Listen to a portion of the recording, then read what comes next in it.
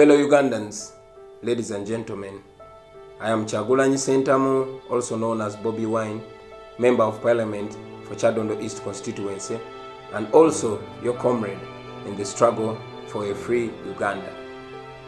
I come to you today to address you on the issue of the high taxes that President Museveni's government continues to impose on the citizens of this nation. On Wednesday, the 11th day of July 2018, joined by patriotic young men and women of Uganda, we marched in Kampala city in protest against the unfair and extortionist mobile money and social media taxes. Our march was very peaceful until some officers from the Uganda Police Force disrupted it using tear gas and live bullets on the peaceful demonstrators. Our comrades were arrested and jailed, but I know that not even jail can shut the mouths of oppressed citizens. This happened despite the fact that we had notified the police of our intended protest as required by law.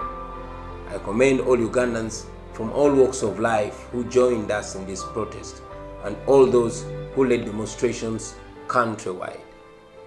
I also acknowledge the messages of support and solidarity which we continue to receive from all corners of Uganda and the world over. Let me be clear that we are peaceful Ugandans exercising our constitutional right to freely assemble and demonstrate. This is our country, this is our home. So why are we protesting? We are protesting against the taxes which continue to make citizens of Uganda slaves in their own country. We protest because we have been turned into beasts of burden. Ugandans work very hard and all the government does is to milk the last penny out of them. Instead of giving incentives to the unemployed young Ugandans to make startups like in other countries, the government is simply making life impossible for them. We protest because as we speak, government continues to put hardworking Ugandans in a corner and to squeeze life out of them. Yes, as we speak, the taxes on fuels and other basic commodities have forced the prices to skyrocket. We protest because the citizens of this country pay and pay through the nose but do not get the services that they deserve. All our sweat and labor is abused. A lot of our money is either wasted or stolen. The common citizen's effort goes to satisfy the lavish lifestyle of very few people. This is why we protest. As Ugandans pay, hospitals continue to rot, our mothers continue to die while giving birth, and yes, our children continue to study under terrible conditions. Unemployment continues to rise, and the gap between the rich and the poor continues to grow. The more we are forced to pay, is the more government says it does not have enough money and it keeps borrowing debts which our children and their children will have to pay. This is why we protest.